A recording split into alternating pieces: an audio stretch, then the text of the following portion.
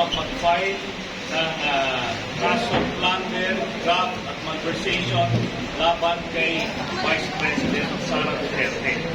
At ang papaliwanag nito ay ang Presidente at founder ng TSN na si Ms.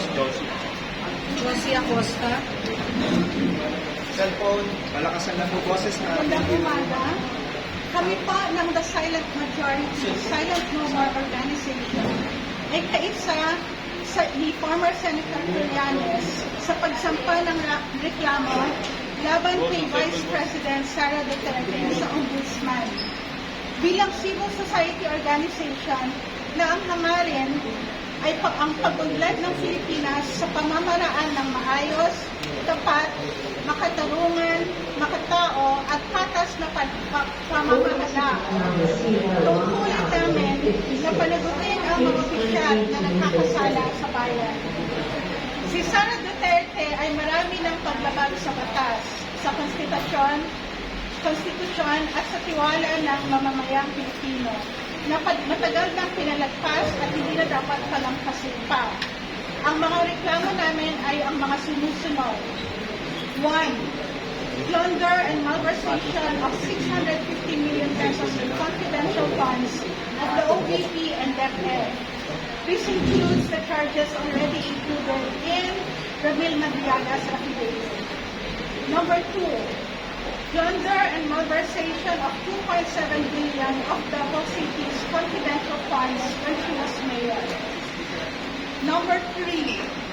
Graft and malversation of 8 billion pesos worth of overpriced laptops when she was DepEd secretary. Number 4. Graft and gross incompetence due to the more than $12 billion pesos of COA disallowances in DepEd when she was DepEd secretary. Number 5. Graft due to the 7 billion unliquidated cash advances when she was DepEd secretary. Number 6.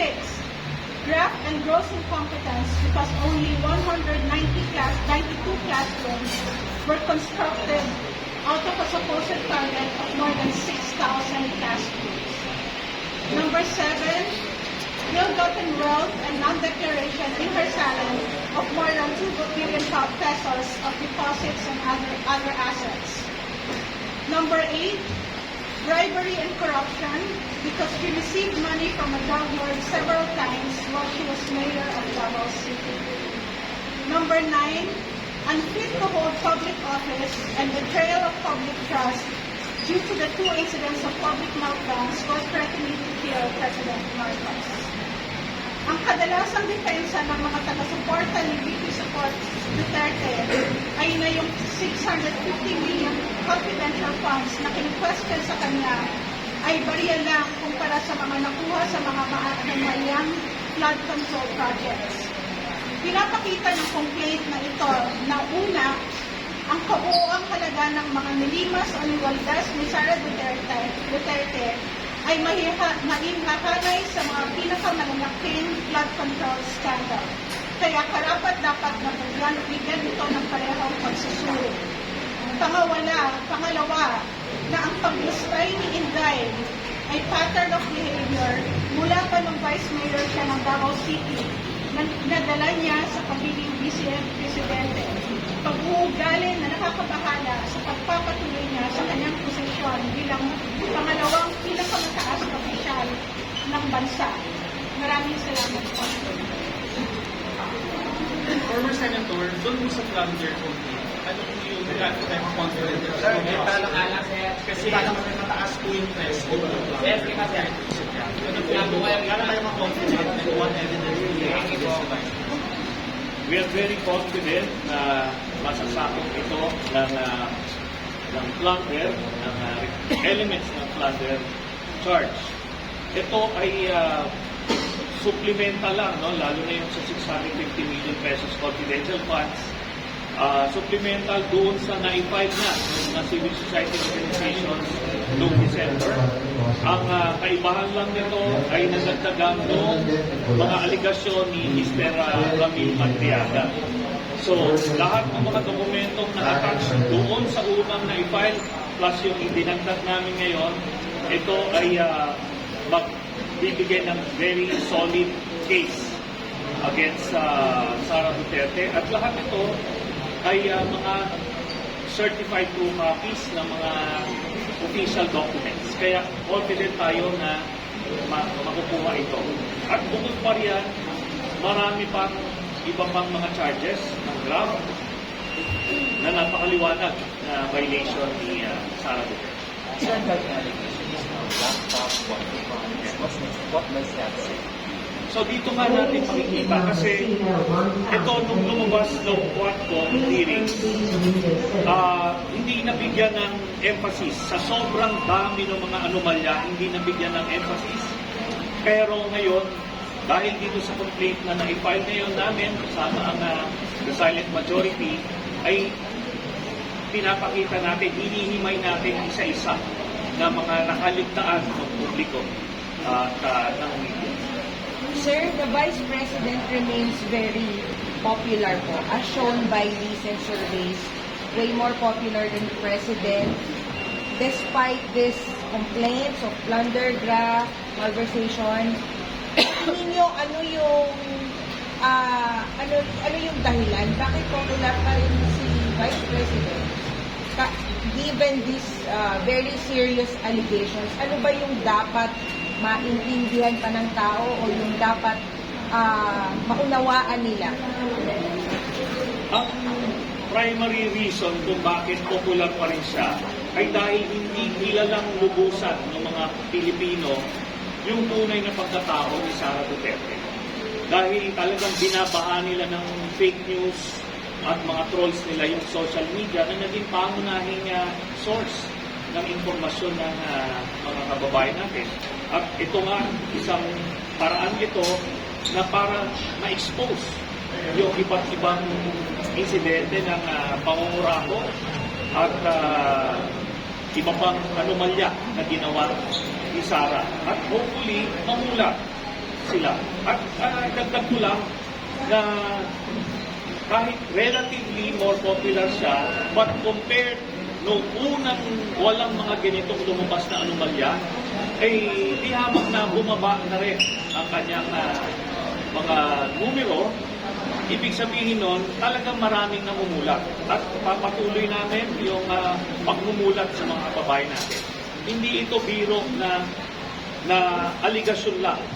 Pag nag-file ka ng complaint, ibig sabihin nun, solid yung mga ebidensyang binibigay mo.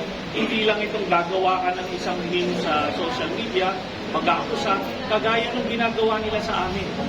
Ito, kaso talaga. At sana, yun nga, marami nang mamulat dito. Senator, parang nagkakaroon na ng fatigue. Parang nagkakaroon na po ng fatigue kasi parang kaliwat kanan yung pagsasampa ng mga kaso sa different government officials. So, bakit po sa tingin nyo kailangan na mapanagot yung government official na katulad ni Vice President Sara Duterte dito po sa mga alleged anomalies niya nung siya pa po ay Department of Education Secretary? Una-una, hindi tayo naniniwala na meron ng fatigue yung taong bayan sa mga kasong pinafile. In fact, mas gusto nila na meron mga nagpa-file ng kaso para na i-expose yung mga tiwali na opisyal. At para lang ma-highlight natin ito kung gaano kabigat yung kaso na ipinail namin ngayon, ikukumpara natin yan dun sa ipinail na kaso at nakapagpakulong kay former Senator Bobby Villa, 90 million pesos na flood control project ang Masihano. Pero bago lang yun na-file. Pero ito, last year pa ito lumabas at yung mga aligasyon ko iba nga 2016 pa. Pero hindi tinututukan. Bilyon-bilyon ito. Bilyon-bilyon na pagnanakaw. At doon niya dito sa pamamagitan nito, kaya nananawagan din tayo kay Ombudsman Boying Rimulya na bigyan ng atensyon itong mga kasong ipinail na ito. Mas malaki, di hamak na pagnanakaw itong ginawa. At isang paraan nito na mabuksan na rin yung mga bank accounts kasi merong memorandum of agreement ang Ombudsman with the AMLAC na kung saan lahat ng flood transactions may Sara Duterte, Manscarpio at iba pang mga akusado ay pwedeng makuha sa AMLAC. Dito makikita yung nakita na natin noon. In fact, may kopya na yung ombudsman noon na bilyong-bilyong piso ang laman ng pera ng accounts ni Sara Duterte. At yung iba pa rito, yung daang-daang milyon dito, galing sa drug lord. Kaya yun, kailangan mabahala yung mga kababayan natin dito. Hindi lang ito sabi-sabi. Hindi ito paninira. Kasi kung paninira, hanggang dyan lang yan sa Facebook.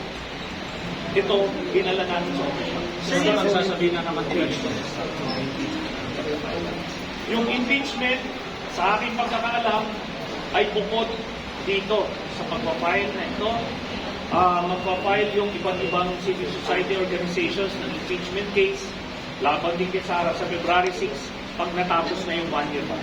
Ang isasagot na naman nila dito sa ito, maagang pamumulitika dahil siya pa rin ang number 1 dun sa mga survey to be the front runner pagdating ng 2020. Ganyan na rin po yung sinabi nila noon nung iniimbestigahan namin si Vice President Binay. No? Pinapakilala ko lang sila sa taong bayan ng mga tiwali ito na hindi pwede kasi boboto na naman tayo ng mga tiwali. Di ba? Pag inakusahan na natin ng magnanakaw, ito may ebidensya ito, tapos binoto mo pa rin magnanakaw, tapos pag ninakawan ka, dahil binoto mo, huwag na magreklamo kasi alam mo na magnanakaw eh, sinabihan ka na eh. Binoto mo pa rin, tapos pag nakawa ka, lululukin mo na lang yun. Kaya ayokong umabot tayo sa gano'n. Dito na ngayon, nasa kamay na ng ombudsman para mapatunayan na totoo yung aming mga aligasyon. Sir, last, yung sa Patriarca Affidavit, yung criticism doon ay malabnaw yung mga allegations. Meron po ba kayong mga i-attach, evidence, documentary evidence to support Patriarca's claim kung sabi na? Yung portion ng Madriaga allegation, doon sa pagbigay ng pera ni Colonel Nolasco sa kanya at binigay ko saan. Yung documentary evidence doon, kasama na yun doon sa naunang na-file na plunder case noong December. Kasi yun yung mga Mary Grace Piatos at kung ano-anong mga anomalous spurious documents na ginamit para i-clear yung confidential funds na yun. Yung confidential funds ni Sara na kasama sa aligasyon natin dito, 2.7 billion pesos yun nung siya ay mayor. So nagsimula yung nakawan nung mayor pa lang siya. Kaya makikita niyo yun, pag i-match niyo yun dun sa bank accounts niya, talagang sakto. At meron pang dagdag kasi nga tumatanggap sila sa isang drug lord. Sa akin. Bakit mahalaga?